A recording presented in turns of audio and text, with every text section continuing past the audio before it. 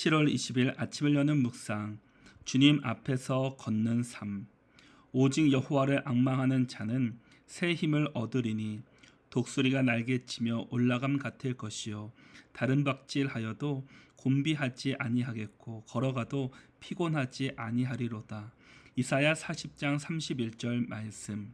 걷는 데에는 스릴이 없습니다.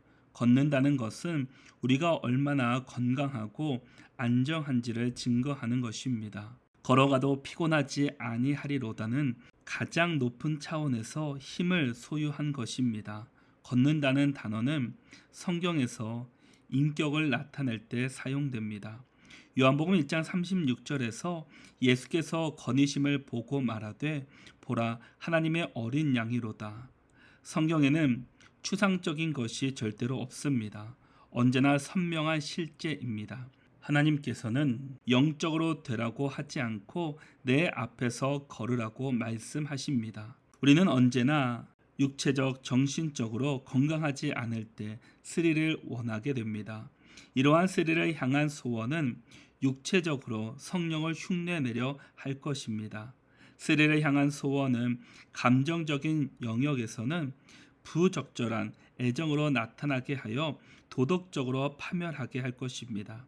만일 영적인 그 영역에서도 계속 스릴을 원하여 날개 위에만 오르려고 하면 결국 믿음을 잃고 영적 파멸에 이르게 될 것입니다. 하나님의 임재의 실제는 어떤 장소에 따른 것이 아니라 언제나 우리 앞에 주님을 모시겠다는 결단에 따릅니다. 문제는 우리가 주의 임재의 실제 위에 우리의 삶을 세우기를 거절한다는 점입니다.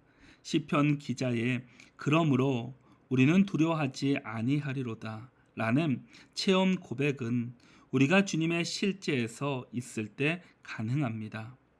실제에 서 있다는 말은 하나님의 임재를 감상적으로 느끼는 것이 아니라 하나님의 임재의 실제를 믿음으로 보는 것을 의미합니다. 왜냐하면 그분은 실제로 언제나 그곳에 계시기 때문입니다. 위기의 순간에 필요한 것은 인도하심을 구하는 것입니다. 그러나 항상 오 주님 저를 이렇게 저렇게 인도하소서라고 말할 필요는 없습니다. 물론 주님은 인도하실 것입니다. 만일 우리의 상식적인 결정이 주님의 뜻에 어긋난다면 주님은 가책하시고 막으실 것입니다. 그러한 때 우리는 잠잠히 주님의 임재를 바라는 가운데 그분의 인도하심을 기다려야 합니다.